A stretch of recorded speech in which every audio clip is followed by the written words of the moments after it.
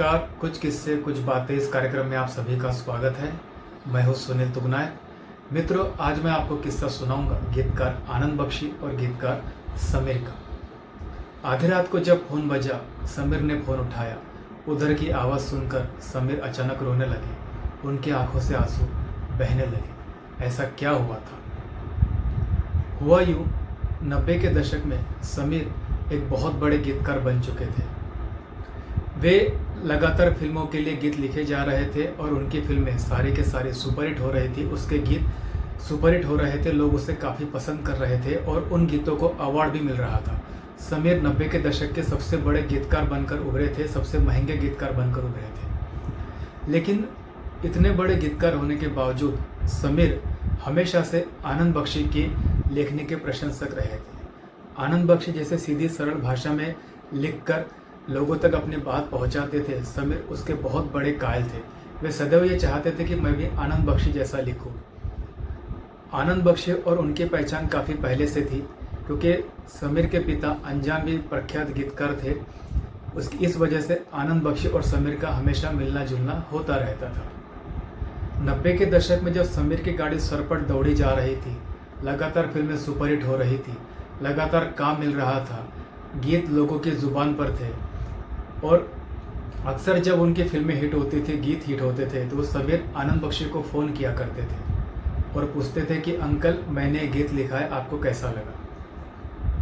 तो आनंद बख्शी उन्हें हमेशा एक ही बात कहते थे कि बेटा और मेहनत करो और मेहनत करो। समीर लगातार मेहनत किए जा रहे थे और आनंद बख्शी को फ़ोन किए जा रहे थे। लेकिन आनंद बख्शी जब भी समीर फ़ोन करते एक ही बात कहते थे कि बेटा और मेहनत करो।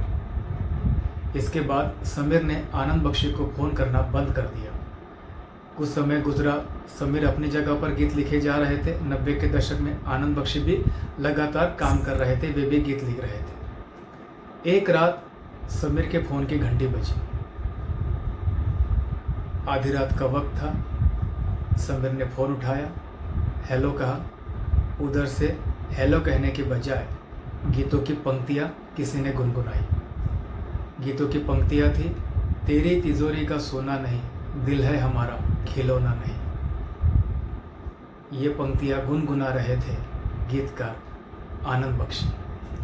राजा हिंदुस्तानी के इस गीत को सुनकर आनंद बख्शी का सोना नहीं, दिल है हमारा खिलौना नहीं, और कहा कि समीर, तूने ये जो गीत लिखा है मुझे बहुत पसंद आया, इसलिए मुझसे रहा नहीं गया और मैंने आधी रात को तुझे फ़ोन किया, ये बताने के लिए कि समीर, अब तेरी कलम सही दिशा में जा रही है।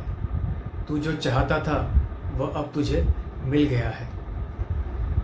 आनंद बख्शी की आवाज़ सुनकर, उनकी प्रशंसा सुनकर समीर रो पड़े। उनके आंखों से आंसू बहने लगे। मैं क्या करूं क्या नहीं, उन्हें कुछ समझ नहीं आया। समीर आनंद बख्शी की प्रशंसा समीर के लिए बहुत बड़ी बात थी, क्योंकि वे जिसके तरह बनना चाहते थे, जिससे शाबाशी पाना चाहते थे, जिसके लिए सालों से कोशिश कर रहे थे, इतना बड़ा गीतकार होने के बावजूद भी समीर चाहते थे कि आनंद बख्शी उनकी प्रशंसा करे।